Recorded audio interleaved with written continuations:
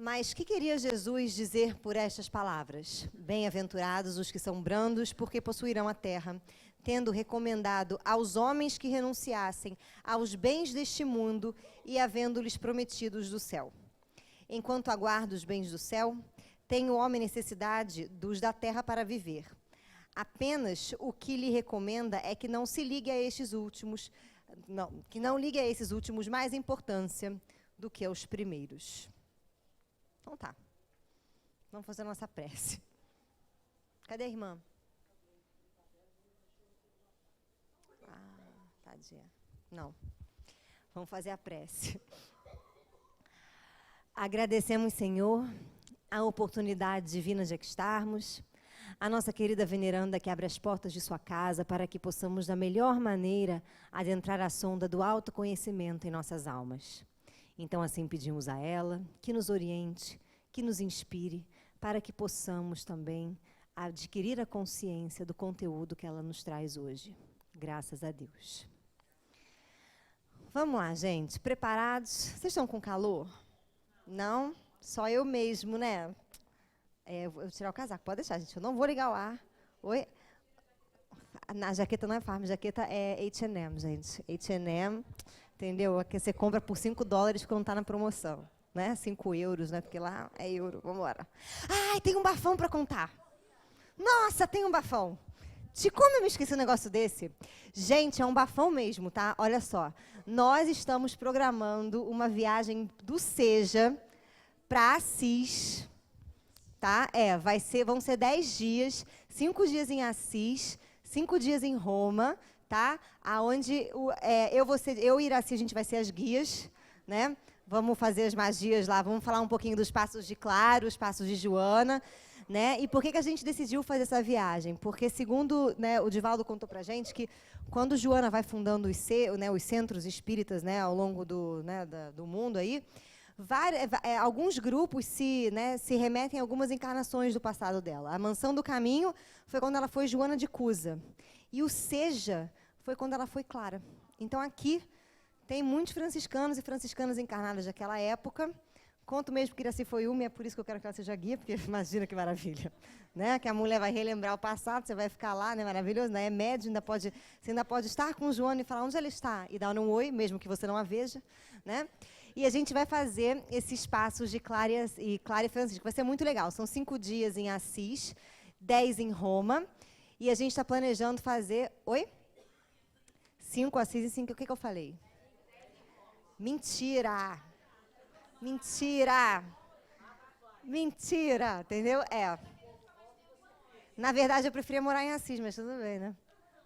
Então, a gente está vendo se a gente consegue fazer para outubro agora, entendeu?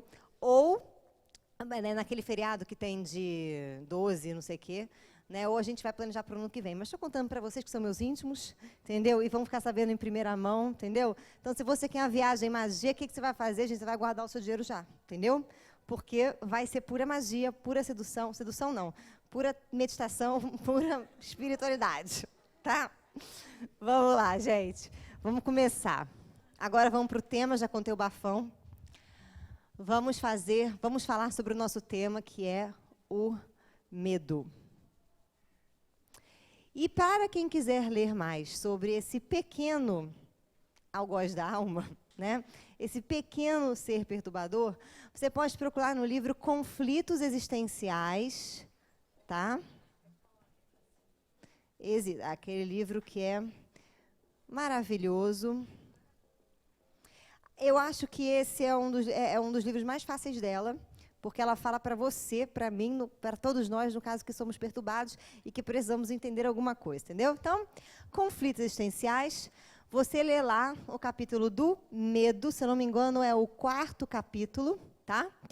E ela vai trazer para a gente, também isso aqui está presente no Ser Consciente, quem tiver o Ser Consciente, tem um capítulo que vai falar da inveja, né? Gigantes da alma chama, vai falar de inveja, medo, travels, e várias outras coisas, tá? Mas hoje a gente vai partir para o medo. Vamos lá. O medo é muito curioso, porque a Joana começa dizendo para a gente que todo e qualquer medo é absolutamente imaginário. Que ótimo, né? E aí você fica pensando, por que então esta porcaria me consome? E é aí que a gente vai começar a nossa aula, né? Joana diz que o medo, ele tem duas causas. Uma causa seria as situações de vidas passadas que a gente vem vivendo, das quais a gente não ganhou consciência. Então, isso é muito importante a gente colocar aqui pra gente, porque a gente tem uma ideia meio tosca mesmo, tá, gente? Porque isso é passado aqui pra gente, né, nas casas espíritas, na doutrina espíritas, que você fez uma coisa errada, então na outra vida você vai pagar por aquilo, vai remir aquilo. Não tem nada a ver com fazer pelo amor de Deus. A nossa aula, nosso curso de psicologia, ele pede a cada um de nós que a gente se liberte do fazer. Fazer não vai levar você a lugar nenhum. Se você for uma pessoa sem iluminação, completamente ignorante acerca de si mesmo, e fizer o bem, ok, você fez o bem, foi bom, para Deus é legal, obrigado, toma aqui, né, sua retribuição, e ponto. Se você for uma pessoa iluminada, você só faz o bem. Mesmo que aos olhos daqueles que não entendam possa parecer o mal. Foi, gente, porque você é iluminado, você tem consciência. Então, é muito importante que a gente entenda que para a nossa conta kármica, o que não conta é o fazer, o que conta é o ser. E para você ser, você tem que adquirir o que a gente chama de consciência. Consciência acerca do quê? Eu gosto muito de falar sobre isso, né? Quando as pessoas perguntam, mas eu tenho que fazer autoconhecimento, eu tenho que saber o quê? Você tem que saber a sua... É só isso, tá, gente, que você tem que saber. É muito simples, é muito fácil, qualquer um pode fazer. Mas a dificuldade está exatamente nessa palavrinha que eu vou te colocar aqui, porque é aí que mora, né? Que mora quem? Que mora o gato, que mora o bobo da corte, que mora né? Que pega a gente. Ser consciente é você saber da sua intenção, de todos os seus atos, pensamentos, sentimentos, é você saber da sua intenção. Se a sua intenção, e o que é saber da sua intenção? Vamos lá, é você perceber que na sua intenção não tem nada que esteja relacionado com o ego. Nada assim, quando eu digo nada relacionado com o ego, eu estou querendo dizer do apego do ego. O que é o apego do ego? Vou dar o exemplo que a gente acabou de ler aqui, tá? Eu conheço muitas pessoas que falam assim, eu não sou apegada ao dinheiro, mas morre de medo dele. Morre de medo de ter dinheiro, porque ou tem pavor do dinheiro. A pessoa que ou ama muito dinheiro e ela se mata quando ela não tem dinheiro, fica mal porque ela não tem dinheiro, ou a pessoa que abomina o dinheiro, odeia gente rica, odeia luxo, odeia não sei o quê, tem uma questão, né, de dizer isso o tempo inteiro, eu sou muito simples, eu sou muito sei lá o quê. Tanto uma quanto a outra têm o mesmo problema. Elas têm apego ao dinheiro. O ego delas não é bem resolvido em relação a isso. Foi? Então, se essa pessoa que tem medo do dinheiro abrir a janela do seu carro e der R$10 para um morador de rua que está pedindo, ela não está fazendo uma ação boa, porque a intenção dela não é uma intenção plena, é uma intenção que tem uma questão do ego, ou tem uma culpa por trás, porque se eu não gosto de dinheiro, alguma coisa eu tenho em relação ao dinheiro, que eu me sinto errado em relação a isso. Ou tem uma culpa, ou tem uma necessidade de autoafirmação, ou ela tem que mostrar para ela mesma que ela é desapegada, seja lá o que for. A mesma coisa a pessoa que, eu tenho muito dinheiro, maravilhoso dinheiro, então eu vou ficar, né, sempre guardando meu dinheiro e eu vou dizer as preocupações que eu tenho acerca desse dinheiro. Meus filhos, não sei o quê, nananã, seja lá o que for que tem o ego presente. Foi, gente? Deu para entender muito fácil, né, Bê? Então, por que mora aqui a dificuldade? Toda terapia que você for fazer, todo o processo de autoconhecimento que você for fazer, sem entender isso, você entendeu tudo, tá? Mora aqui, ó. Qual é a sua intenção? Mora aqui. E é por isso que a gente está estudando esses algozes da alma. Porque a culpa faz com que tudo que você faça não tenha uma intenção plena. Tenha uma intenção de serenar o seu ego. E o medo, idem. Foi, gente? O medo tem a intenção de serenar o seu ego. Então, você ser consciente é você saber da intenção de tudo aquilo que você faz, pensa e sente, tá? e que você vai bater de frente com um encontro com o ego. É por isso que as pessoas têm medo da depressão. Da depressão também, mas morrem de medo. Aliás, a depressão é fantástica, eu sou super amiga dela, eu acho que, inclusive, eu estou do lado dela, né? Por quê? Porque quando alguma criatura chega para mim e fala, estou em depressão, eu falo, graças a Deus, estou feliz da vida. Por quê? Porque, provavelmente, você vai ter que descer para cá, ó. Você só sai da depressão aqui, ó, quando você começa a trabalhar isso aqui e larga a mão disso aqui.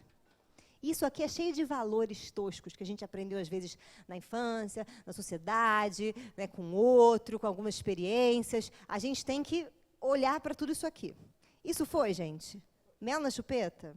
Você está magra, né? Você mesmo, Daisy. Que a Daisy está um palito. Mas, enfim. Foi, gente. É que eu fiquei até chocada. Foi, gente. Está bonita. Beleza, então vamos pegar aqui o medo. Por isso que a Joana fala, o medo, então, a primeira raiz do medo, tá? São coisas que você fez em vidas passadas. O que você pode ter feito em vidas passadas que te gere medo? Aí uma coisa muito ruim. Não, criatura, eu vou repetir. Uma coisa que você não ganhou, o quê? Obrigada. Pode ser uma coisa boa, maravilhosa. Vou dar um exemplo de uma coisa boa. Vou dar um exemplo de uma pessoa fazendo uma coisa boa, chegando no plano espiritual, morrendo de medo, entendeu? E vai vivendo outra encarnação cheio de medo. Se você quiser, não sei o que conto, é Chico Xavier, no livro Voltei, é o irmão Jacó. Quem era irmão Jacó? A pessoa com esse nome não é feliz, já começa por aí, né, gente? Mas tudo, meu nome é Jacó, desculpa. Né? Não está na latinha da Coca-Cola, seu nome não vai aparecer lá. Mas, enfim, vamos lá. Né? O que é o Jacó? Jacó, o nome dele é pior do que Jacó, acho que por isso que deram o nome dele de Jacó. Né? Ele era presidente de uma casa espírita, e ele desencarnou, e Bezerra veio catar ele, e no desencarnar, quando ele estava desencarnando, era difícil para ele ficava naquele vucu-vucu, né? Vou, não vou, volto, não volto, volto, não volto. E o que fazia ele voltar era a lembrança das abotoaduras dele. Ah, vai catar um coco, né, gente? Se eu sou Bezerra, eu falo, fica aí. Fica palhaçada, eu estou aqui gastando meu tempo com você, você fica pensando na abotoadura, pelo amor de Deus, plasma aí uma, meu senhor, vamos embora. Mas não aconteceu isso. E aí ele ficou naquele vucu-vucu, sai, não sai, sai, não sai, sai, não sai, saiu, graças a Deus. Chegou, né, lá, não era no nosso lar, era no Travels, exatamente, Colônia Travels, obrigada. Chegou na Colônia Travels, e aí tinham várias pessoas lá, né, desencarnados, felizes, contentes, brincando, feliz. E aí passou um senhor que parecia um vagalume, entendeu? Mas completamente aceso, super iluminado, que ficava ali andando, tal, aquela maravilha. E ele lembrou que ele era um frequentador do centro, que ele era o presidente. Aí ele falou, fulano, e foi lá, fulano era quase fluorescente, né? Aí abraçou fulano, falou, beleza, beleza. Quando fulano saiu, ele olhou para ele, olhou para o mentor dele e falou assim, querido, eu só queria assim, saber uma coisa rápida.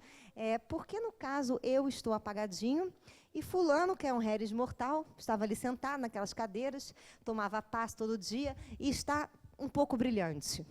Será ele o vampiro do crepúsculo? Né? Ele começou a se questionar. E aí é a hora em que o mentor falou assim, não, querida, porque ele é uma pessoa iluminada mesmo. Aí ele, e eu? Aí ele começou. Porque eu fiz caridade a vida inteira, eu trabalhei de segunda a domingo naquele centro, eu larguei a minha vida para fundar aquele centro, eu não sei o quê, eu não sei o quê, eu não sei o quê. Aí vira o mentor, depois que ele para com essa chateação, fala, exatamente por isso, querido, porque você fez, mas você não se tornou nada. Sacaram de onde é que vem, então, a culpa do passado? Não tem nada a ver com fazer. Então, se você der um chute na canela de alguém, você não vai voltar com esse alguém, entendeu? Porque você chutou a canela dele, a não ser que você não saiba da sua intenção. Se você, na hora que estiver chutando a canela do coleguinha, conscientizar, poxa, é inveja, eu tenho baixa autoestima, preciso parar com isso, preciso me transformar e preciso ser uma pessoa melhor, pronto, tá? O amor cobre uma multidão de pecados. Ou seja, seu ego já foi rebaixado, já aconteceu, já ganhou a consciência, você pensará 2 vezes antes de chutar a canela de outra pessoa, porque você tem inveja, porque agora você sabe que inveja é a coisa que cola contigo. Entendeu? E que você tem que rolar toda uma situação para você trabalhar ela. Foi? Débitos do passado vêm de não ser consciente. Então, quando você não é consciente de alguma coisa na vida passada, aonde você teve não uma, não 2, não 3, mas trocentas oportunidades de trabalhar isso, e como é que foram suas trocentas? Marido estranho, filho endemoniado, chefe polêmico, entendeu? Aquela pessoa que você não bate forte, entendeu? Seja lá como é que foi que você teve, é que Deus olhou para você e falou, querida, você não lembra, mas eu lembro, tá? Nessa vida você vai fazer o quê? Você vai dançar essa música. E ele toca uma, ele toca duas, ele toca três. Você bota algodão no ouvido, você bota fone, você escuta outra música, você não vai no lugar. E tem uma hora que ele fala assim, então tá bom. Então, espera você desencarnar, você desencarna, chega lá, né? Estou no nosso lar. Não, você está no umbral, querido. Por quê? Porque você teve 300 mil oportunidades, querido, de ganhar consciência e não ganhou. Sinto muito, vamos ter que voltar. E aí, aquela hora que dá o quê? Obrigada. Um medo de quê? De voltar mais uma vez e fazer tudo de novo. Não fazer ou não se tornar consciente. Só que a gente aqui, como a gente é condicionado, a gente pensa que é fazer. Mas não é fazer, gente, é ser. Então, a primeira causa do medo vem de vida passada. Foi? A segunda causa do medo, que é a que eu mais gosto de trabalhar, óbvio, né? Porque essa que eu não vou ter ideia. Na verdade, essa daqui, meu filho, se você fala, tenho medo, eu falo, tá babado. Né? Com certeza, já na outra vida já andou fora do pinico, né? Vamos lá. Então, a segunda causa do medo é o quê, gente? É uma coisa que é fantástica, que eu já estou falando para vocês desde a aula passada. É uma coisa que eu bato em cima e eu vou continuar batendo, chamada educação. Ah lá, os nossos pais, que lindos. Aqui, botar um coração. Isso porque é dia das mães, domingo, né?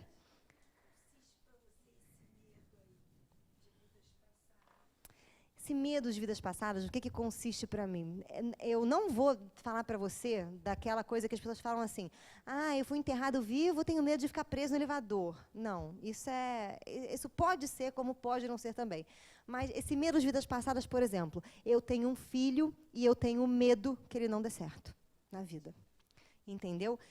Provavelmente você em alguma outra vida esteve com essa criatura e você se atribui uma responsabilidade que não é tua.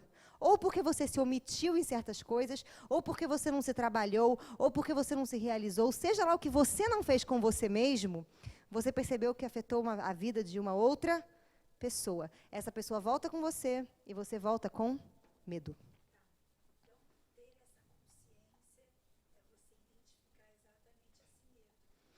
Ter essa consciência é você identificar, nesse caso do medo, esse medo e descobrir como é que o seu ego cria situações para você não enfrentar o quê? Este medo, entendeu? E saber que medo é esse, porque o medo de vida passada, eu vou ser bem sincera, não dá para saber. Por quê? Porque o seu inconsciente, gente, ele não guarda tempo, ele não é uma fita de videocassete que tem começo, meio e fim. Ele é o nosso salão. Olhem aqui para o nosso salão. Quem é a primeira pessoa sentada na cadeira? Da onde a gente começa a contar o salão? Então, não sei, não interessa. São todas cadeiras, são pessoas. É exatamente isso. Né? O nosso inconsciente é como se fosse a areia da praia. Qual é o grão número 1? Não sei. Entendeu? E passa um vento e mistura. Ou seja, o seu inconsciente não tem lugar, não tem espaço, ele não tem cronologia. Se aconteceu hoje, ou se aconteceu na vida passada, se aconteceu, sei lá, há 3 encarnações passadas suas, para o inconsciente, não interessa. O que interessa é que a coisa está se repetindo, é que você não está se tornando consciente e que você tem que fazer uma terapia. Entendeu, gente? Porque tem alguns casos que nem Jesus na sua causa, somente uma terapia. Entendeu? Foi, gente? Beleza. Então, vou pegar aqui o medo da educação, que eu acho que vai falar mais com a gente, tá? Quando a gente encarna, pai e mãe é quase que uma instituição divina na nossa mente. É quase não. Literalmente é. A gente tem porque eles relembram na nossa psique, né, o nosso inconsciente e o nosso self. Mas isso eu não vou falar porque vai ficar muito confuso. Eu vou pegar da parte mais tranquila. Quando a gente recebe a educação, os nossos pais, infelizmente, né, ou felizmente, para mim é felizmente, né, não é Jesus e Virgem Maria, né, não é Joana, não é Francisco, né, são pessoas humanas, normais, que têm as suas questões. Então, muito do que a gente recebe na educação pode ser, projeções. Aliás, a maioria disso é isso, tá? Projeção da sombra dos pais. Como assim eu recebo a projeção da sombra dos pais? Vou dar um exemplo que, para mim, ficou... Uma vez a gente foi fazer uma constelação familiar, e a menina que estava na constelação, ela não conseguia ser alguém porque a mãe ficava em cima dela o tempo inteiro. A mãe ficava, sabe, querendo cuidar. A mãe era aquela mãe que ela era chata. Em que sentido? Ela ficava o tempo inteiro. Vai fazer isso. Apareceu um curso de astrologia. Vai fazer isso. Apareceu não sei o quê. Vai fazer isso. Vai fazer. Ela incentivava tanto aquela porcaria daquela criatura, entendeu? Não tem emprego. A mãe ia lá, arrumava um emprego. A mãe entrava na internet, botava o currículo dela. A mãe fazia a vida dela, que ela própria não tinha vida. E aí, se você for olhar para a vida dessa mãe...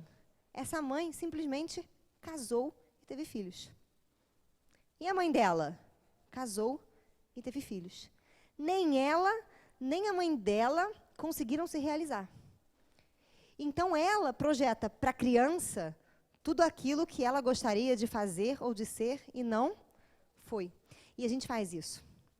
Quer ver quando é que a gente projeta? Quando eu vejo, por exemplo, vamos supor que eu tenho uma característica que eu abomino em mim. Porque eu sou inconsciente, não sei utilizar, não tenho a ideia de que as qualidades são neutras. Quando eu vejo a criança com essa qualidade, o que eu faço? Castro, eu condeno. Você não pode ser assim, você não pode ser assim, porque não sei o quê, porque não sei o quê, porque não sei o quê. Ou eu comparo com aquelas pessoas da família, você vai ser igual ao seu pai, você vai ser igual à sua mãe, você é burro igual à sua tia, você não sei o quê. Toda vez que isso acontece, a criança, ela não entende assim... Olha, estou sendo um pouco, né? Vou lamber a tomada, estou sendo um pouco retardada, posso me matar, né? Ela pensa assim, sou burra. Toda vez que você fala para uma criança, para de ser agressiva, ela não entende, estou sendo agressiva. Ela entende que eu sou agressiva. Então, tudo isso vai criando para a gente, essas projeções dos pais, né? Essa educação... Porque, e principalmente é engraçado você ver isso, quando alguma qualidade sua... Ah lá, você trouxe uma criança, né, gente? Ele pode ficar, tá? Só que hoje a aula é demoníaca, meu filho. Você vai chegar em casa e botar fogo na vida. Entendeu? Porque a gente está falando dos pais, tá maravilha. Sejam bem-vindos. Né? Dá até um medo, né? Falar, ai, cheguei aqui tão quietinha, a mulher foi lá e me falou, né? Mas tudo bem, gente. Relaxa, tá tudo ótimo, vamos embora. Então, essas projeções dos pais, né, que a gente está falando. Nada do seu interesse, menino. Presta atenção. Então, vamos embora.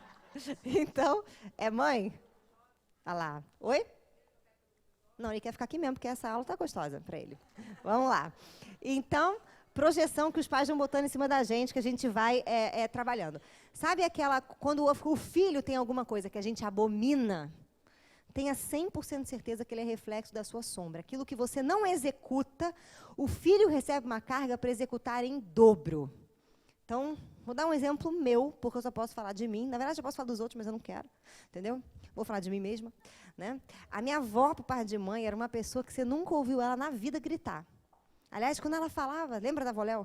Né? Quando ela falava, você tinha que falar assim, vó Léo, por favor, a senhora poderia aumentar o volume, que eu não estou ouvindo. Né? E ele ia falando, ela falando para dentro, e você dá vontade de dar um tapa, fala, pelo amor de Deus. Né? E a minha mãe já era o contrário, minha mãe já era mais atiçada, dava uns gritos, e aí, não pode, porque não sei o quê. Aí nasceu quem? A minha criatura. Eu já nasci com volume agudo, entendeu? Eu já nasci fora do quartinho. Eu já era aquela criança que todas as crianças estavam brincando. Se desse briga lá na Polônia, eu aqui estava indo lá tirar essa... Eu era assim, nunca fui calminha. E lá em casa todo mundo era obrigado a ser calmo. Né? Era uma obrigação, era uma coisa que tinha que ser. Eu era um demônio. Então, a minha raiva, ela não era só minha. Ela era minha...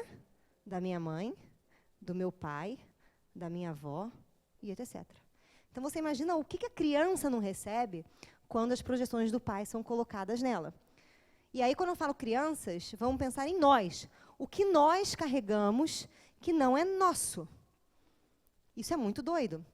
E isso vai gerar um medo. Por quê? Porque a partir do momento que eu começo a carregar as projeções dos pais em mim, eu vou começar a colar em mim algumas certas etiquetinhas que começam a me definir. Eu vou criar o meu padrão, eu sou. E o meu padrão, eu não sou. Eu vou criar o meu padrão, eu devo. E vou criar o padrão de não devo, de posso e não posso. E aí começa o seu medo. Por quê? Porque uma pessoa que se divide é uma pessoa que vive em busca da sua outra metade. E que você vai projetar essa sua outra metade, provavelmente, nas pessoas que você ama, que você se afiniza, que você gosta, que você tem afeto, que você tem carinho. E aí cria uma relação de posse, daí que vai vir ciúmes, ressentimento e mágoa. E aqui vai começar a trabalhar a nossa autoestima. Se você é uma pessoa que tem muitas projeções, ou você tem conceitos, a Joana fala de um conceito ótimo, inclusive hoje eu estava vendo no Instagram uma entidade, que só pode ser uma entidade trevosa aquilo, né? Uma entidade que ela tem um filho de 3 anos, é aquelas famosas que tem aqueles filhos, né? Não vou dizer quem é, porque... Mas você vai entrar no meu Instagram e vai ver, entendeu? Então, assim, tem um filho famoso e a criança ela já é meio estranha, ela já é meio... Né? Ela tem 3 anos, sei lá, e usa fralda, sabe? Tipo, é muito doido, sabe? A mãe parece que fica infantilizando a criança.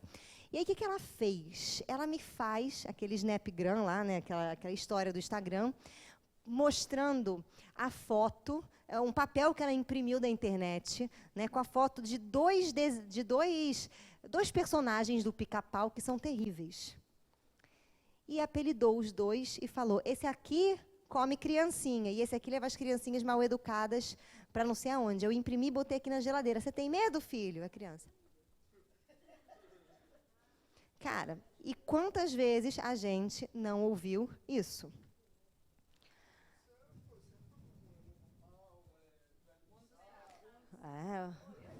Gente, o Homem do Saco é traumático para mim. Até hoje eu tenho medo do Homem do Saco, gente. O Homem do Saco é traumático. Eu tinha bruxa também lá na minha época, né? Mas a bruxa aconteceu uma coisa muito repentina. Um dia eu tinha 3 anos, né? Eu chupava chupeta, meu irmão estava com 2, também chupava, só que ele tinha 2, e eu ia para o balé, né? Então eu ia para o balé, ia fazer o meu balézinho. Um dia eu chegava em casa, abria o meu potinho, pegava minhas chupetas e botava na boca. Um dia eu abri o meu potinho, cadê a chupeta? Cadê a chupeta? Aí veio minha mãe e falou assim, a bruxa levou. Aí eu, quem é a bruxa, né? Porque eu não sabia da bruxa. A bruxa levou. A bruxa levou, mãe? Levou, mas eu nem realizei o que é a bruxa. Eu só peguei a seguinte frase. E se ela pegar você chupando chupeta, ela leva você. Eu não sabia para onde, nem o quê, mas ela ia me levar. Então eu aceitei numa boa. Falei, tudo bem, se ela quis levar, pode ser assim. Eu nunca reclamei, eu nunca chorei pela chupeta. Só no primeiro dia que eu fiquei, mas eu quero. Minha mãe, não pode, é complicado. Você vai ter que falar com essa bruxa vem aqui, é uma coisa louca. Né? E aí era muito tenso. E aí o que eu fazia? O meu irmão chupava chupeta. Aí quando minha mãe estava fazendo alguma outra coisa, eu roubava a chupeta da boca dele e fazia assim, ó. E devolvia para ele. Entendeu? Foi bem tenso. Mas eu nunca tive medo, a bruxa eu nunca tive medo. O que eu tinha medo mesmo era o Homem do Saco. O Homem do Saco, ele realmente me deu uma certa tensão. Né, gente? Já contei para vocês a história, não vou contar de novo, a não ser que vocês queiram que eu conte de novo, aí eu conto, entendeu? Tem gente que não sabe, está pedindo para eu contar, vou contar. Iraci tinha uma escolinha nossa. Vocês já ouviram quantas vezes essa história, gente? Umas 8 vezes, né? Na Iraci, eu estava numa escolinha chamada Guri, né? Lá no jardim, creche, sei lá o que era aquilo, né? Acho que era jardim, qualquer coisa. E aí, eu sempre era da cidade de Vinhedo, desse tamanho, então a gente sempre acabava a escola, as mães todas se conheciam. Iraci não tinha paciência para ficar lá de trelelê com aquelas mães malucas que fica cuidando da criança, embalando a criança no plástico bolha. A Iraci nunca foi essas mães desse jeito. Então, eu tinha uma amiguinha que era a Carol, que eu adorava ela, e a mãe da Carol, ela era muito chata. Ela era muito, muito, muito chata. E ela era brega. Sabe aquela tiazinha brega, aquela tiazinha que ela se maquia, você fala, senhora, que lindo, o carnaval já acabou, né? Você tem que avisar ela que tá um pouco estranho. Ela era assim. E aí um dia, né, a minha mãe falava assim, Cristiane, você sai da escola, entra no carro rápido, que eu não quero falar com a mãe da Carol. Você está entendendo? Eu tinha até culpa de ter uma amiga chamada Carol e a mãe da Carol ser chata, né? Aí você vê da culpa, aí você vê do medo, a criança já está no problema do medo, né? E aí um dia, e tinha um parquinho na frente da nossa escola, e toda vez a gente pedia para ir no parquinho, e a minha mãe não queria, e aí um dia a gente pediu tanto, aí a mãe da Carol apareceu, e aí a mãe da Carol, deixa eles irem no parquinho, não sei o quê, porque depois eles podem ir lá em casa. Minha mãe, não, é melhor ir no parquinho do que na sua casa, porque eu vou ter que ficar um tempo lá. Fomos no parquinho. Aí a mãe virou para a gente e falou assim, quando eu chamar vocês voltem, porque senão o Homem do Saco vai passar aqui. E vai botar vocês no saco e vai levar vocês embora. Vocês estão entendendo? A gente. né? Que o homem do saco era o homem que andava com crianças no saco. Ele pegava crianças aleatórias e enfiava no saco. E aí estava eu no meu balancinho feliz da vida, né, balançando. Eis, daqui a pouco começa a surgir uma pequena careca no canto da rua. A careca vai aumentando, vai aumentando. Aparece um senhor com um saco aqui nas costas. Eu acho que era um morador de rua. Na hora que eu vi o saco, eu pulei do balanço. O meu irmão estava naquele gira-gira que vomita, naquele gira, aquela criança gira, né? Eu não sei, eu enfiei a mão no gira-gira. Primeira criança que eu peguei, sorte que foi ele, eu puxei. Ele caiu do gira-gira assim, eu olhei e falei... O homem do saco. E aí a gente viu aquele, sabe, slow motion, a gente viu o homem do saco. Aí a gente pegou, levantou, ele estava todo caído na areia, se limpou, a gente correu e a Iraci estava de porta aberta do carro, com um pezinho dentro, assim, na porta, conversando com a amiga assim, né? Aqui está o carro, a porta aberta, ela com o pezinho assim, e a chata da mãe da Carol ali, e ela... Daqui a pouco entra os dois assim no carro, tuft! A gente entra e grita, vem, mãe, vem, o homem do saco! E aí ela não podia desmentir, virou e falou assim, tchau, querido, o homem do saco, fechou a porta, entrou no carro e nunca mais, e foi assim. Porque imagina que ela diz, não, querida, não tem homem do saco, vai acabar com a coisa. E eu depois fiquei pensando, como cabem crianças naquele saco de batata. Né? Mas demorei um tempo para perceber, porque eu vi o homem do saco. Então, o homem do saco foi muito traumático para mim. Esses tipos de narrativa deixam a criança com medo, principalmente com medo de ela ser quem ela é. Por quê? Quando a criança nasce, né, normalmente, a gente tem uma coisa horrorosa que eu vejo hoje, eu acho isso tão absurdo, aquelas lojas que vendem roupa para a mãe e vendem a mesma roupa para a filha. Gente, aquilo é uma coisa demoníaca, você não faça com seu filho, pelo amor de Deus, isso não é legal, tá? Não, isso não é legal. Por quê? Porque você tira a identidade da criança. A criança, ela é a mãe. Então, conforme isso vai acontecendo, é bonitinho, mas não é psicologicamente saudável nem legal. A criança é a mãe. E, normalmente, as crianças, elas não podem escolher ou optar por alguma coisa que os pais não gostem, porque elas vão receber uma castração. E isso vai dando medo.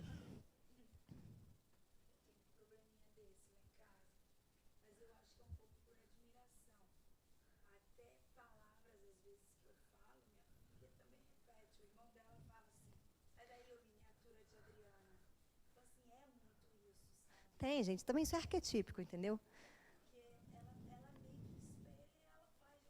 Mas a gente sempre vai espelhar nos pais. A questão é, você quer ver uma coisa que eu faço, que é igual a Iraci? Quando eu comecei a dar aula no Seara, lá de luz, né, a gente já tem teve um dia que me chamaram para dar aula na pior turma do Seara. É uma turma que tinham, sei lá, 40 crianças que estão naquela idade de 9 a 12 anos, que é a idade que a criança tem um pacto com o demônio. Né, que ela tem uma... Qual é a sua idade, meu amor? Você está com pacto com o demônio. Ele está nessa idade, entendeu? Ele é essa criança, que é aquela criança que é tomada pelo tinhoso, né? E quando esse tipo de criança entra em sala, gente, entendeu? Que ele entra com os amiguinhos dele. Gente, oi? Imagina 40 crianças com pacto com o demônio. Você entra na sala, tinha criança berrando no ar-condicionado, né, comendo pela cadeira, batendo a cabeça do outro na parede. Eu olhei aquilo e falei, é o inferno. Olha que lindo, é o inferno. Né? E eu era uma tia muito tranquila, porque a criança estava, por exemplo, ela comia o pão, né, que a gente dava, tirava a casca e jogava no chão. E aí eu tinha falado milhões de vezes. Não é para jogar a porcaria da casca no chão. E a criancinha não ouvia. Um dia a criancinha jogou a casca no chão, eu falei assim, eu vou fazer você limpar o chão inteiro dessa sala com a sua língua, você está entendendo? Pega essa casca. A criança pegou a casca dela, a casca do amigo, e ela nunca mais jogou casca. E era assim, criança, tira a mão da parede que eu vou quebrar seus dedos. Ela tirava a mão. E eu fui criada assim, a Iraci falava isso para mim. Filha, sai daí que eu vou quebrar sua perna. Eu saía na hora, porque eu não tinha outra escolha a não ser ficar sem perna, né? Caso eu ficasse ali. E ela era ótimo, mas isso eu realmente achava que minha mãe nunca fosse quebrar minha perna. E as criancinhas do Seara, eu usei isso de uma forma engraçada. Então ela achava engraçada.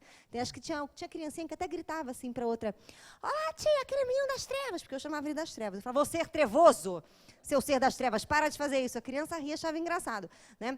Mas eles mesmos já faziam isso. Tia lá, aquele das trevas, quebra a mão dele. Eu falei, vou quebrar a mão dele. Ô garoto, já ficava nervoso. E era mais ou menos assim, mas era engraçado, ele tinha uma coisa. E um dia, eu achei que isso fosse meu, tá, gente? Apesar da minha mãe falar a vida inteira desse jeito. Um dia, a minha cachorra foi entrar em casa, ela virou aí ela falou assim, tira a cachorra daqui, tira a cachorra daqui. Aí eu, não, mãe, deixa a Flera aqui, depois eu levo ela lá para fora. Ela falou assim, se essa cachorra subir no meu sofá, ela já fez xixi, inclusive, no sofá da minha mãe, que a cachorra assim não sabe, entendeu? Não sabe, né? E aí, ela não tem ideia. Mas aí, a cachorra... Aí eu falei assim, não, mãe, deixa ela aqui, depois eu boto ela lá fora. Ela virou para a cachorra e falou assim, se você subir no meu sofá, eu arranco as suas patas. Na hora que ela falou isso, eu me repliquei falando com as crianças do Ceará, que não são animais, mas são como animais. Né? Tô brincando. Mentira, vocês não são como animais. Né? Mas tem uma hora que a gente tem certeza que a criança está possuída por algum tipo de animal selvagem. Né? E aí... A tua mãe também pensa a mesma coisa de você, quando você está dando problema, que você fica lá, está possuído por, né, por uma besta satânica. Ela pensa isso de você, não pensa que ela não pense. Entendeu? Toda mãe pensa. E aí ela fica naquela coisa, e eu me vi fazendo a mesma coisa. Eu falei, gente, isso é meu ou isso é dela? Eu não sabia. Mas a grande questão é, agora que eu sei que eu não sei se isso é meu ou se é dela, faz alguma coisa que seja seu. Isso é você ganhar consciência. Né? Eu já sabia que tinha uma coisa que eu estava possuindo dela. Já ganhei consciência, posso dizer isso à vontade para qualquer pessoa. Foi? Essa é a diferença. Então, a nossa educação, ela vai gerando uma psicosfera de medo, porque você não pode sair de um padrão que é dado a você, que você tem que ser, que você tem que manter, que você tem que alcançar. Né? A gente tem as nossas projeções, por mais que a gente queira o melhor para os nossos filhos são pessoas que, olha que curioso, eles pensam. Né? A gente pensa, né? E tem uma individualidade. E, às vezes, o que é bom para um não é bom para outro. Às vezes, eu vejo muito isso. Né? Eu vejo, às vezes, pais que têm uma situação difícil com dinheiro, que aprenderam a ganhar dinheiro, né? Tiveram que aprender a ganhar dinheiro, a pagar as contas, passaram por situações financeiras difíceis, que o filho dele não passou por isso, porque quando ele nasceu, a pessoa já estava mais estabilizada. E ele quer que o filho entenda uma coisa que o filho não vai entender.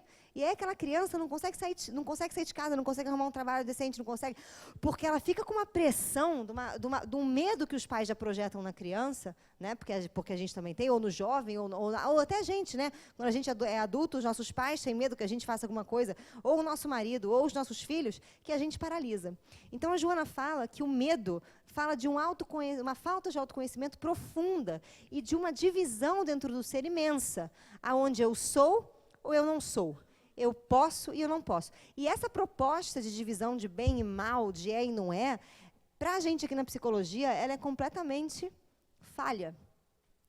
Porque aqui para a gente, tudo passa a ser o quê? Relativo. Vai depender sempre da sua intenção. Então, eu preciso estar consciente disso. Isso aqui é o trabalho que a gente faz com a sombra. O medo e a sombra andam extremamente juntos. Tudo aquilo que você mais teme, isso é uma frase de Joana, vai acontecer. Por quê? Porque o medo é imaginário. Ah, mas e o medo da morte? Prazer espíritas, ela não existe. Olha que doideira, né? Ah, mas eu tenho medo da dor. A dor, vou pegar aqui para vocês, né? A dor, quando ela acontece, a dor física acontece, você aciona a sua ínsula anterior. Quando você sente dor emocional ou imaginária, você aciona a sua ínsula anterior. A dor é real ou imaginária? Cara, é muita doideira. Às vezes, quantas vezes a gente vê aquela pessoa que a dor para nossa senhora, a pessoa bate aqui, parece que amputou o pedaço do braço, né? E aquelas pessoas que caem, capotam, viram, levantam, tá tudo bem. Desdentada, mas tá tudo bem, entendeu? Quantas vezes a gente já não vê isso? Então, gente, dor também é relativo. Né? Então, a gente tem que refletir sobre todas essas coisas que a gente vem recebendo, porque o medo, o bullying, né? Vamos pegar o bullying, por exemplo, né? Que a gente fala tanto aqui de bullying. O bullying é muito curioso, porque a pessoa que sofre o bullying, ela realmente se ofende com as coisas que estão sendo faladas para elas. Mas por que ela se ofende com as coisas que são faladas para ela? Porque é sombra, exatamente. Ela acredita que ela tem, ou porque ela quer negar que ela tem, é o que parece, por conta disso aqui. Ó. E o medo é a maior causa. Então, o medo acaba sendo a maior causa da gente se ofender.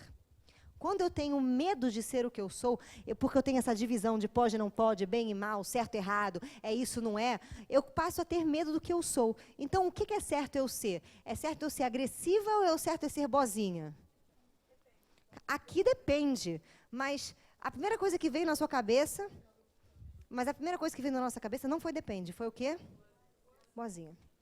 E isso, gente, por isso que eu falo, por isso que a dificuldade está em você quebrar o quê? Padrões que foram dados. Porque se você não quebra padrões que foram dados, você fala da boca para fora. Depende, mas sai daqui. Ai, meu Deus. A Joana diz que o medo vai se manifestar também pela timidez.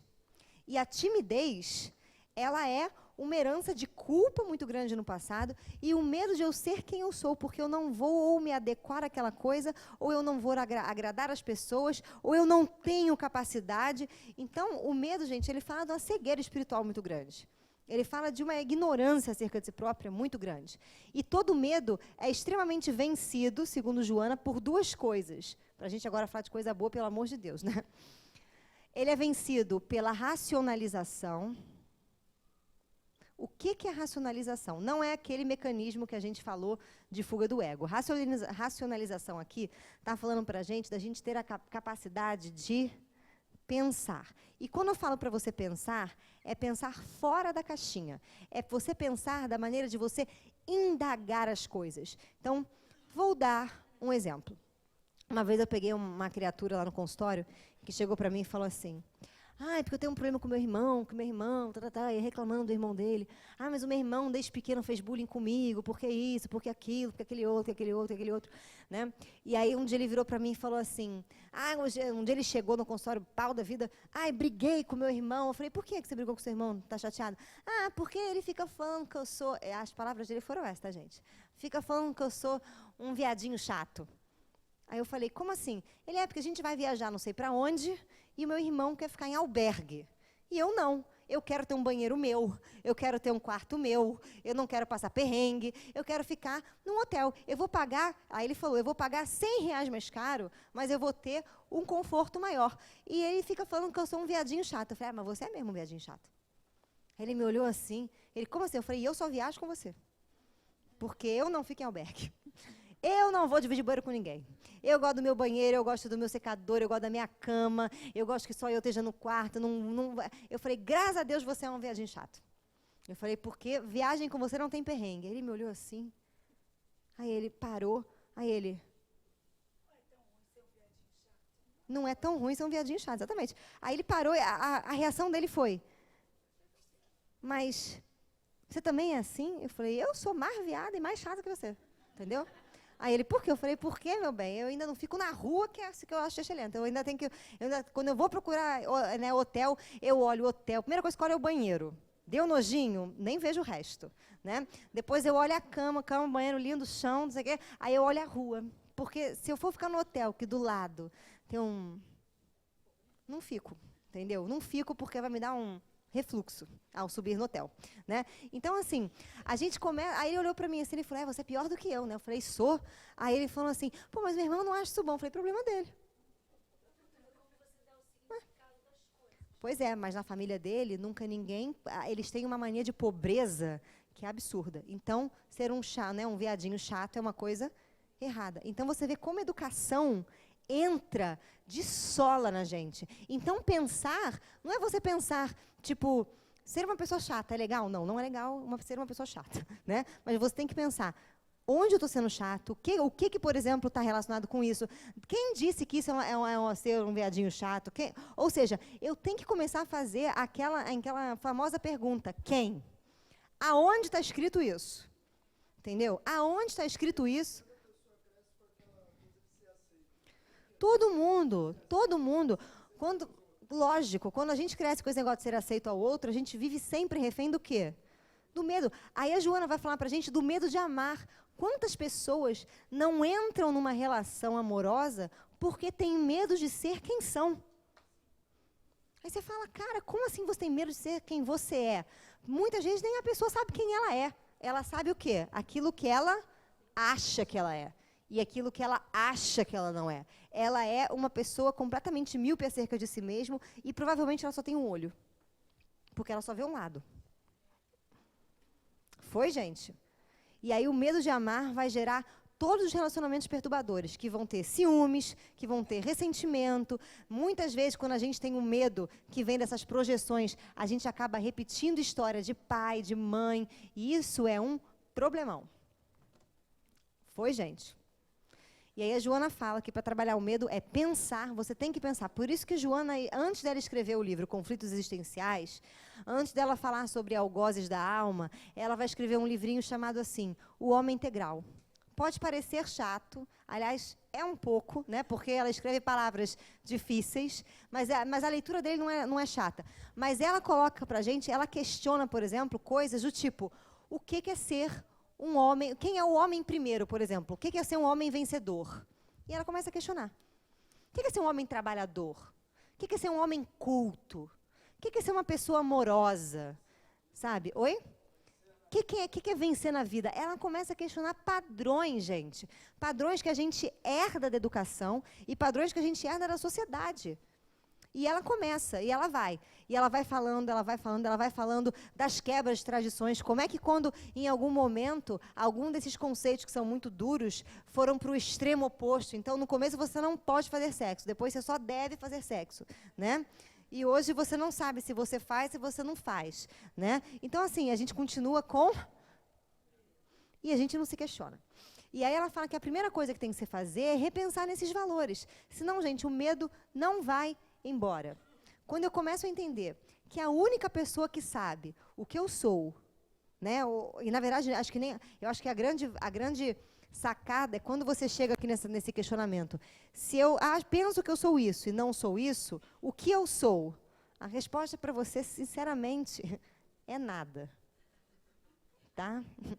Porque você não é nenhum nem outro. Você é um e outro.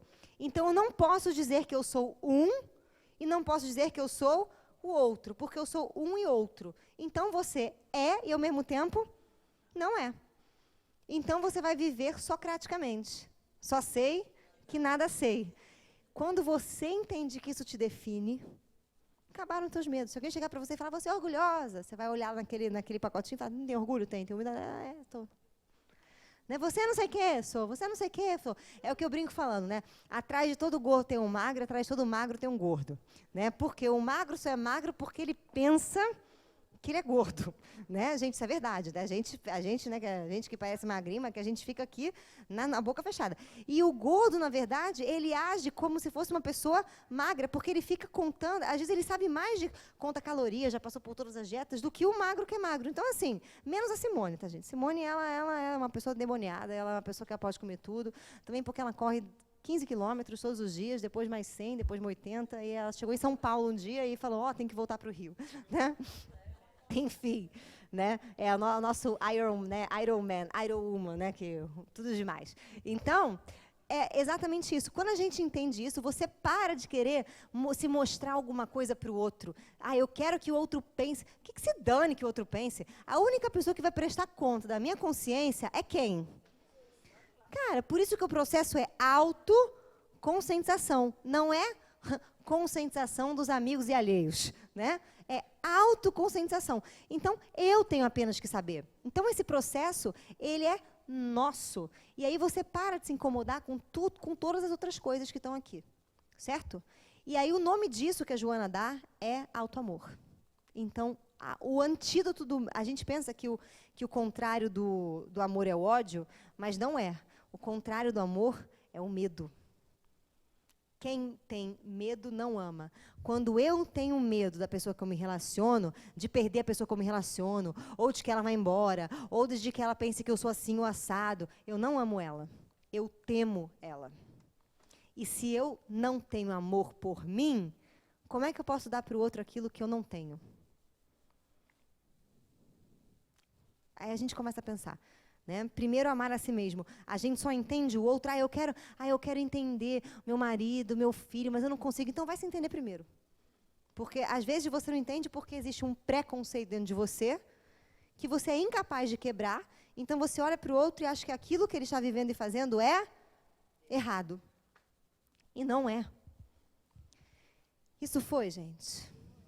Vocês estão com a cara muito... Eu falei para vocês, esse é tenso, né, gente? Os temas daqui só pioram agora, entendeu? Só pioram, né? Aqui a rua só vai descendo, né? Mas eu comecei com os mais tensos, né, para a gente poder... Mentira, eu não comecei com os mais tensos. Eu estou mentindo para vocês não faltarem, entendeu? Deixa eu ver aqui quais são os outros para eu poder só deixar vocês assim, com um gostinho na boca ou não, né? Deixar com medo. Vou fazer o papel do homem do saco, né? Vamos falar sobre a raiva na aula que vem. Eu também adoro a raiva, gente. A raiva é uma coisa que eu realmente gosto mesmo da raiva. Aliás, a raiva, engraçado, é sério, gente. A raiva é o meu maior libertador, sabia? A raiva era o meu maior algoz, o dela também, porque é a Ariana. Fala, Ariana.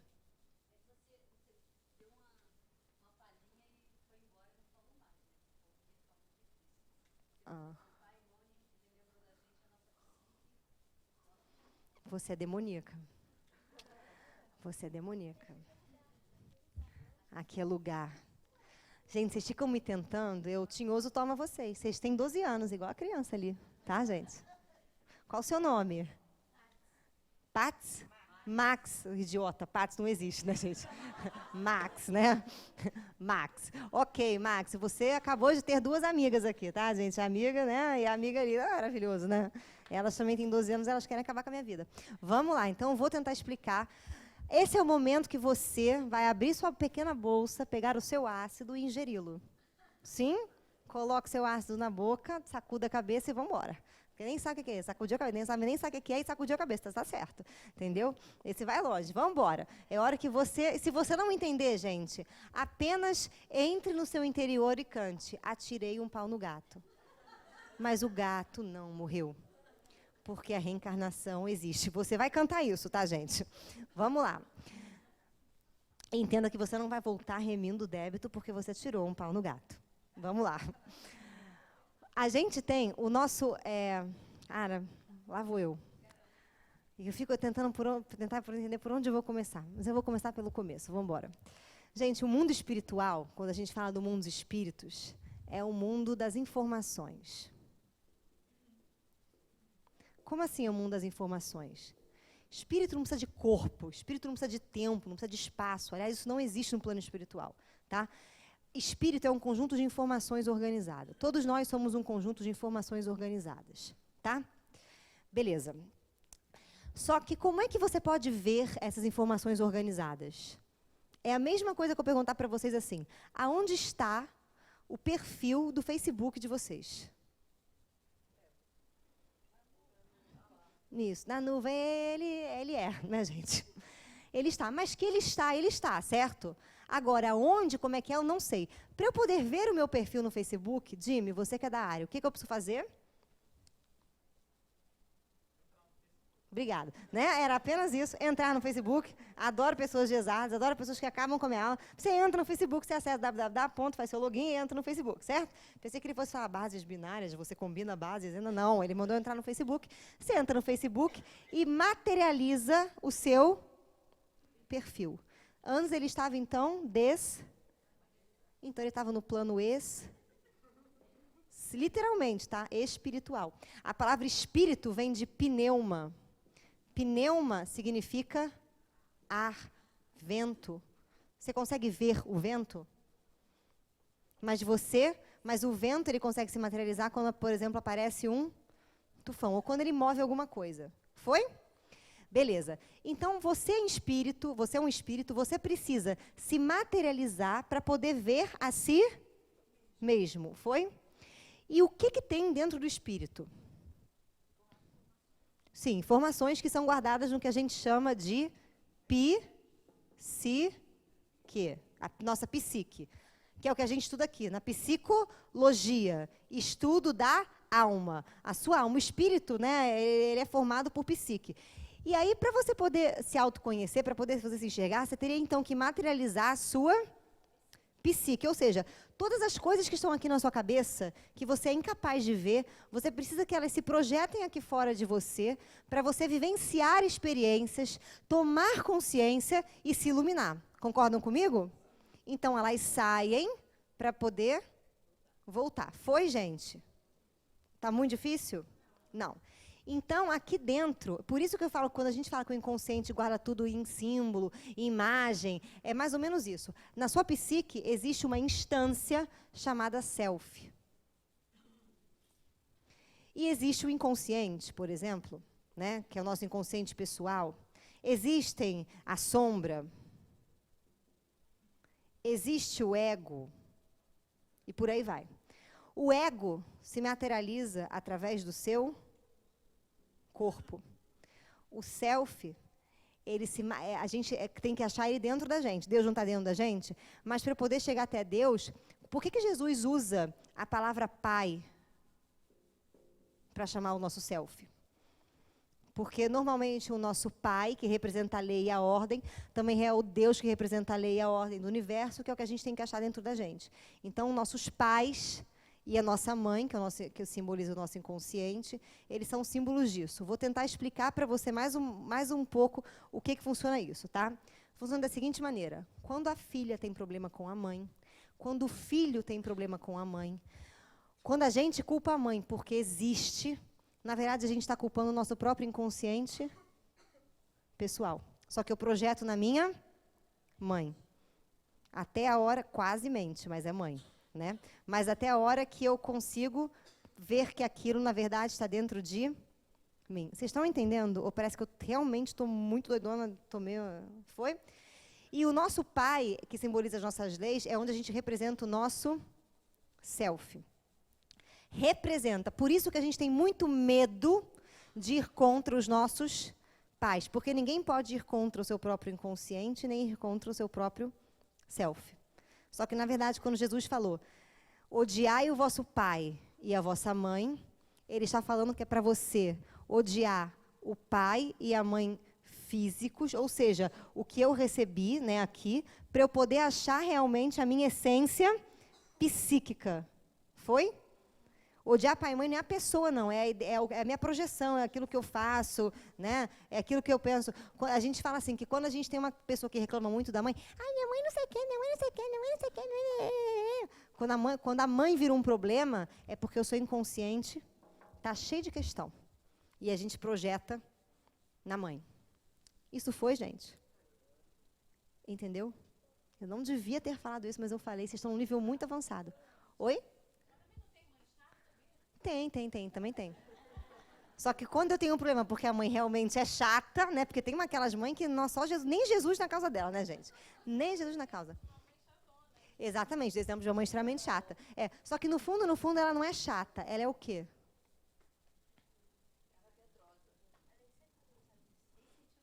Ela é medrosa, ela é insegura, ela é não realizada, ela é uma criatura que sofre, sofrida, ferida, magoada. Só que a chatice dela vem dela própria não saber disso. Então, não, pode ir lá. Eu gosto assim.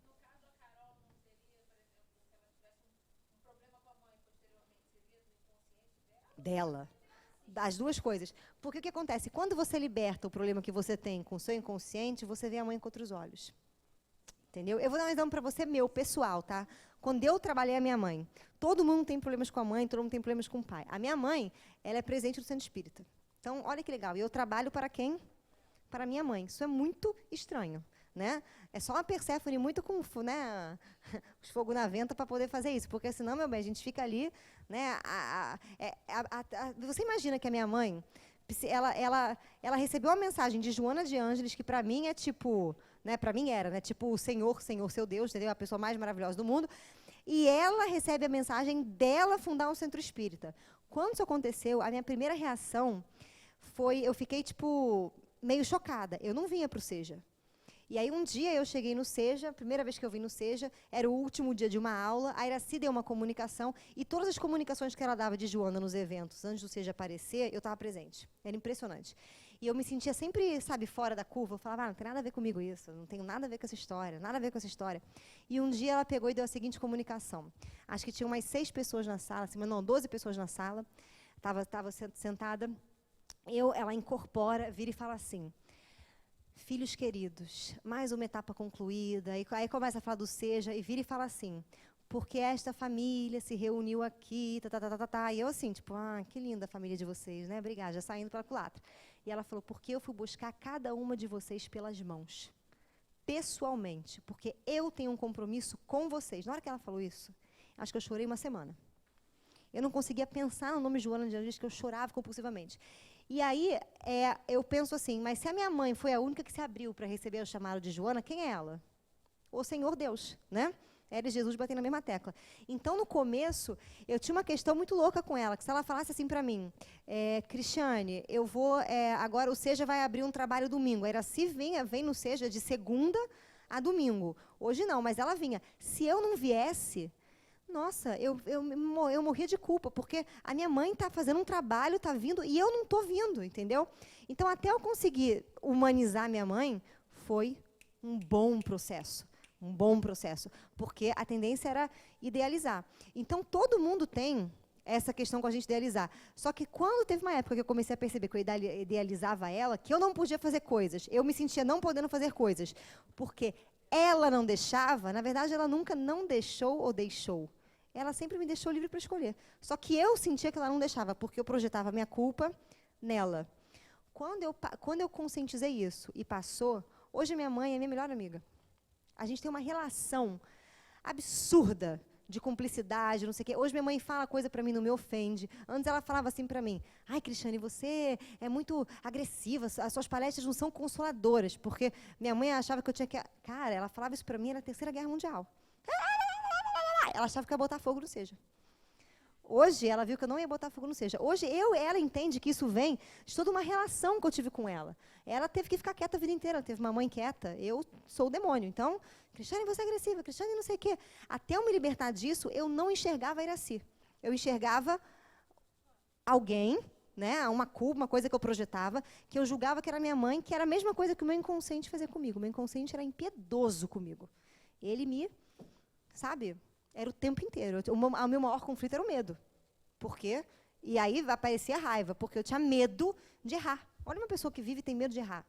Medo de não dar certo nessa encarnação. Então, eu devo ter feito muita na outra vida, entendeu? Nas outras vidas, para vir nessa, assim, desesperadora. Ou eu devo ter alguma coisa que eu sabia nas outras vidas, que nessa eu não consegui botar para fora ainda, né? E a gente vem com essa questão. Então, esse é o trabalho que a gente tem que fazer, mas isso aqui tem representações divinas. Por isso que eu conheço gente, por exemplo, vou dar o exemplo da sua irmã, né? O pai da Marilene é o Senhor Jesus. O nome dela também é lá.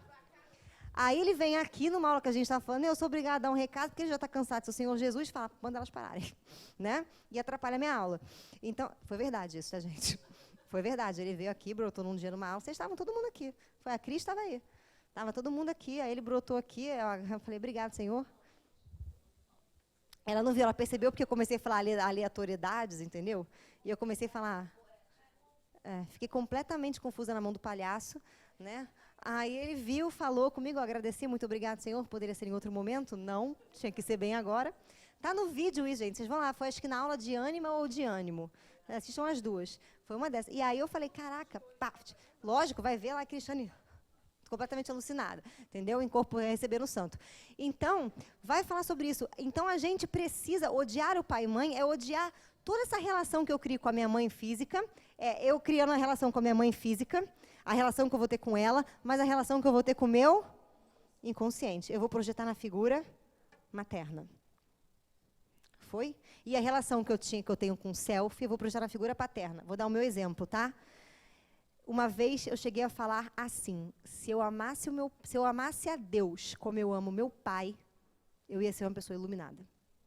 Na hora que eu falei isso, falei, opa, temos um Zeus?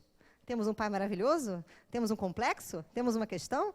Porque é surreal. E eu projetava nele. Então, assim, tudo que ele faz é maravilhoso. Tudo que Deus faz é sábio, é maravilhoso. Então, até você tirar uma coisa da outra, eu não via meu pai como uma pessoa humana.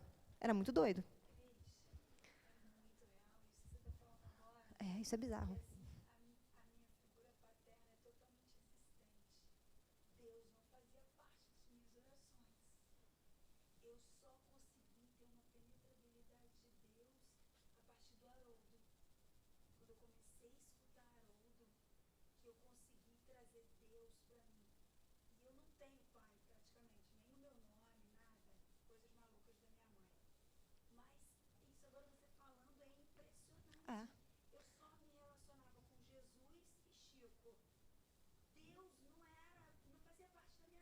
Porque é quase que inexistente, né?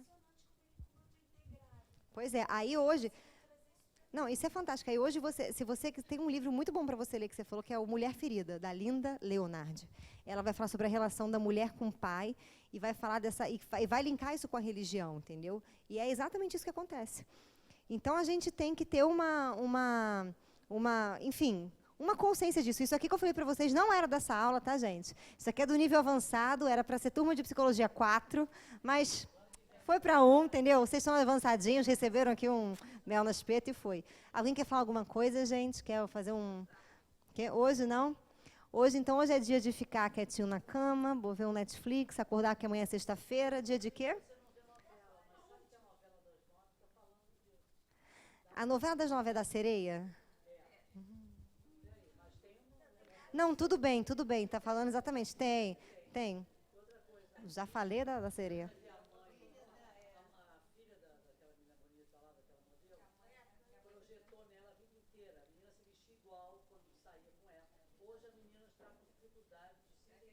Mas é isso, gente. Por isso que a gente fala. Isso é ótimo.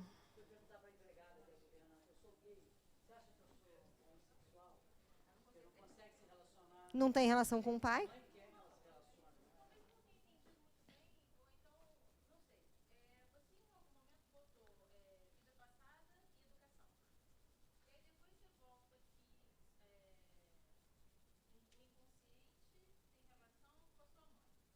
Eu falei para não falar. Vamos embora. Vem. Obrigada, você é linda.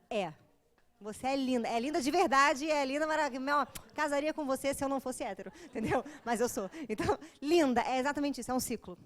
É um ciclo. Por isso que está tudo interligado. Por isso que quando o Espiritismo fala assim, você escolhe no plano espiritual sua mãe. Você não olha para um lugar cheio de mulher e fala, aquela, linda. Ou aquela, eu gosto dessa, né? Porque eu podia escolher você, né, mãe? Eu quero essa mãe. Cara, eu só vou vir com a mãe na outra vida, nada contra. A gente pode, inclusive, ser gêmeas. Eu só vou vir com ela de mãe na minha vida se ela tiver alguma coisa relacionada com o meu inconsciente. Se não, pode gostar à vontade, que não vai vir. E é um ciclo e é uma teia que é interligado, entendeu? Provavelmente vocês que estão recebendo Joana, cara, vou ser bem sincera para vocês. Ai, meu Deus, vamos embora. Porque às vezes eu falo, posso ser queimada, mas eu vou falar, entendeu? Mas eu vou ser. Mas o mentor da casa das espíritas, eles têm um efeito na consciência das pessoas que é muito diferente. Vai numa casa espírita onde o mentor é homem.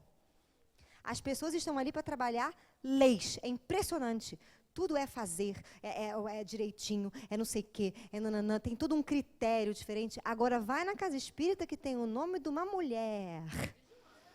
Vem aqui nas mãos. Nada aqui é de Deus, gente. Nada aqui é de Deus. Nada aqui é de Deus. É sério. Vocês pensam que essa aula que vocês estão tendo aqui tem nos lugares? Não tem, só tem no Seja. Até na Mansão do Caminho, ainda é mais assim. Mas isso é novidade. Vai em outros centros e fala, eu queria estudar Joana. Eles vão falar assim, que legal.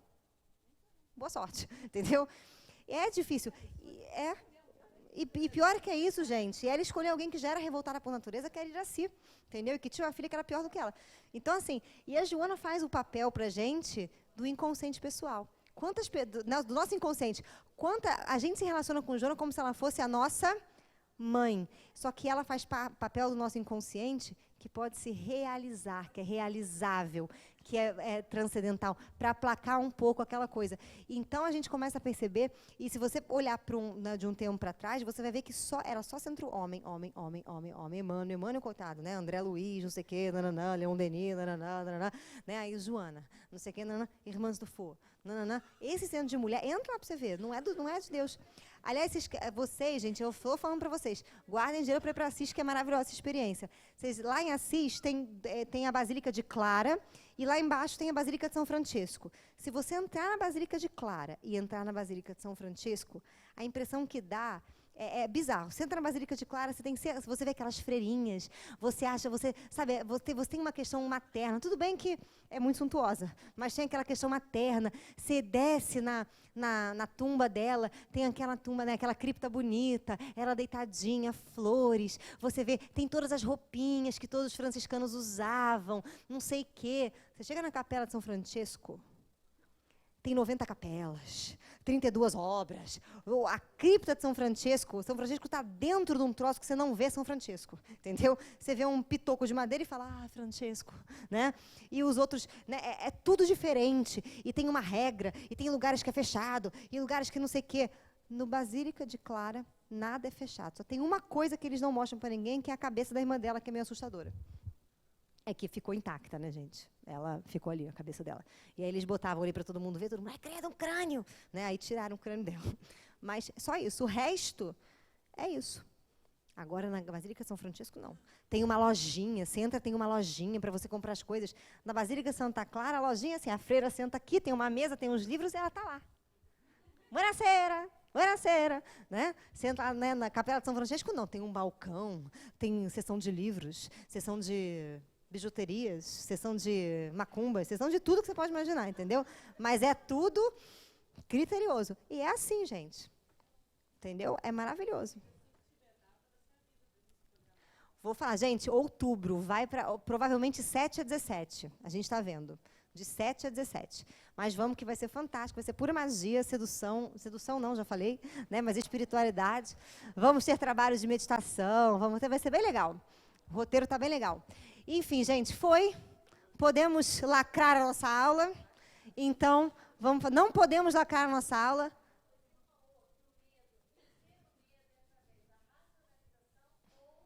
Autoamor, que é a consequência, né?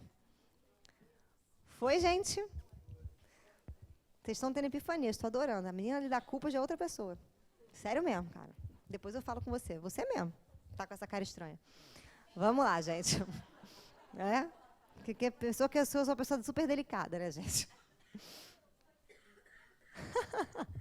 Vamos fazer a nossa prece para a gente ir para casa, né? Liberar a criança, que hoje você está mais calma, né? Vai dormir com os anjos, né, gente? Se demoniar a mãe vai fazer igual ela aprendeu que era assim. Vou quebrar tuas pernas, Max. Você vai ver como é que é bom.